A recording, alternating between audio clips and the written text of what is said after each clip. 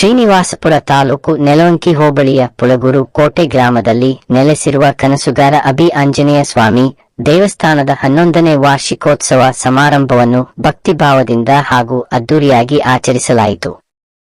ಈ ವಿಶೇಷ ಸಂದರ್ಭದಲ್ಲಿ ಪ್ಯಾರ್ ವೆಂಕಟಾಚಲಪತಿ ಅವರ ನೇತೃತ್ವದಲ್ಲಿ ರಾಮಕೋಟೆ ಕಾರ್ಯಕ್ರಮವನ್ನು ಬುಧವಾರ ಭವ್ಯವಾಗಿ ಹಮ್ಮಿಕೊಳ್ಳಲಾಗಿತ್ತು. ಗ್ರಾಮದ ಇತಿಹಾಸದಲ್ಲಿ ವಿಶಿಷ್ಟ ಸ್ಥಾನ ಪಡೆದಿರುವ ಈ ದೇವಸ್ಥಾನದಲ್ಲಿ ನಡೆದ ಈ ಮಹೋತ್ಸವವು ಸಾವಿರಾರು ಭಕ್ತರನ್ನು ಆಕರ್ಷಿಸಿತು.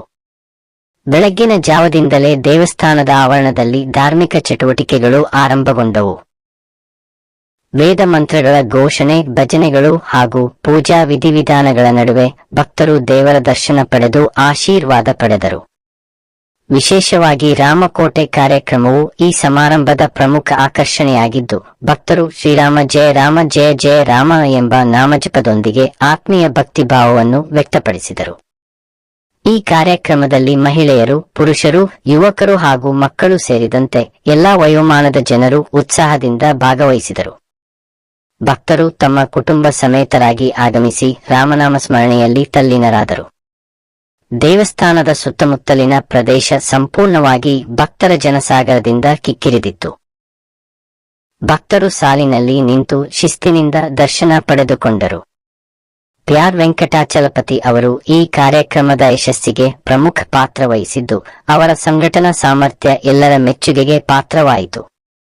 ಕಾರ್ಯಕ್ರಮದ ವ್ಯವಸ್ಥೆ, ಭಕ್ತರ ಸೌಲಭ್ಯ, ಅನ್ನಸಂತರ್ಪಣೆ ಹಾಗೂ ಸುರಕ್ಷತೆ ಸೇರಿದಂತೆ ಎಲ್ಲಾ ವ್ಯವಸ್ಥೆಗಳನ್ನು ಸೂಕ್ತವಾಗಿ ರೂಪಿಸಿ ಕಾರ್ಯಗತಗೊಳಿಸಲಾಯಿತು. ಭಕ್ತರಿಗೆ ಕುಡಿಯುವ ನೀರು, ವಿಶ್ರಾಂತಿ ಸ್ಥಳ ಹಾಗೂ ವಾಹನ ನಿಲುಗಡೆ ವ್ಯವಸ್ಥೆಗಳನ್ನು ಕಲ್ಪಿಸಲಾಗಿತ್ತು. ಈ ಸಂದರ್ಭದಲ್ಲಿ ವಿಶೇಷ ಪೂಜೆಗಳು, ಅಲಂಕಾರಗಳು ಹಾಗೂ ಮಹಾಮಂಗಳಾರತಿ ನೆರವೇರಿಸಲಾಯಿತು. ಆಂಜನೇಯ ಸ್ವಾಮಿಗೆ ಹೂವಿನ ಅಲಂಕಾರ ಹಾಗೂ ದೀಪಾಲಂಕಾರ ಮಾಡಲಾಗಿದ್ದು, ದೇವಾಲಯವು ದೀಪಗಳ ಕಂಗೊಳಿನಿಂದ ಮಿನುಗುತ್ತಿತ್ತು. ಸಂಜೆ ವೇಳೆಗೆ ನಡೆದ ಮಂಗಳಾರತಿ ವೇಳೆ ಭಕ್ತರು ಭಕ್ತಿ ಭಾವದಿಂದ ಕೀರ್ತನೆಗಳನ್ನು ಹಾಡಿ ದೇವರ ಕೃಪೆಗೆ ಪಾತ್ರರಾದರು. ಗ್ರಾಮದ ಹಿರಿಯರು ಹಾಗೂ ಗಣ್ಯರು ಈ ಸಮಾರಂಭದಲ್ಲಿ ಭಾಗವಹಿಸಿ ಕಾರ್ಯಕ್ರಮದ ಮಹತ್ವವನ್ನು ವಿವರಿಸಿದರು. ಅವರು ಮಾತನಾಡಿ, ಈ ರೀತಿಯ ಧಾರ್ಮಿಕ ಕಾರ್ಯಕ್ರಮಗಳು ಸಮಾಜದಲ್ಲಿ ಸೌಹಾರ್ದತೆ, ಭಕ್ತಿ ಹಾಗೂ ನೈತಿಕ ಮೌಲ್ಯಗಳನ್ನು ಬೆಳೆಸಲು ಸಹಾಯಕವಾಗುತ್ತವೆ ಎಂದು ಹೇಳಿದರು. ಯುವ ಪೀಳಿಗೆಗೆ ಧಾರ್ಮಿಕ ಹಾಗೂ ಸಾಂಸ್ಕೃತಿಕ ಪರಂಪರೆಯನ್ನು ಪರಿಚಯಿಸುವಲ್ಲಿ ಇಂತಹ ಉತ್ಸವಗಳು ಮಹತ್ವದ ಪಾತ್ರ ವಹಿಸುತ್ತವೆ ಎಂದು ಅಭಿಪ್ರಾಯಪಟ್ಟರು.